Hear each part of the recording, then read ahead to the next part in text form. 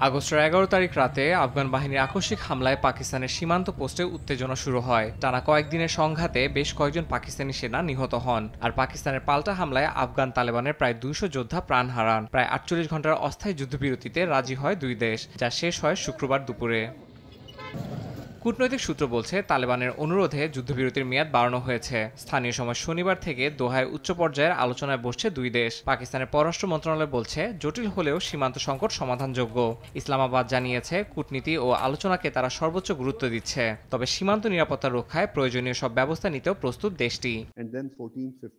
পাকিস্তানের অভিযোগ, আফগান ভূখণ্ডে এখনও সক্রিয় রয়েছে পাকিস্তান বিরোধী সংগঠন ফিতনা আল খাওয়ারিজ ও ফিতনা আল হিন্দুস্তান। ইসলামাবাদ চায় এসব গোষ্ঠীর বিরুদ্ধে তালেবান সরকারের দৃশ্যমান পদক্ষেপ। তবে কাবুল বলছে, আফগানিস্তানে আর কোনো সন্ত্রাসী সংগঠন সক্রিয় নেই এবং আঞ্চলিক শান্তি প্রত্যেককে নিজের ভেতর থেকেই স্থাপন করতে হবে।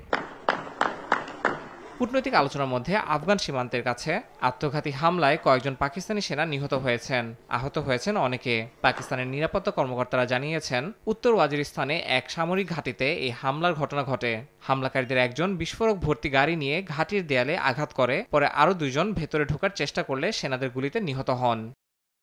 ইয়াসিন মোহাম্মদ জিসান, সময় সংবাদ।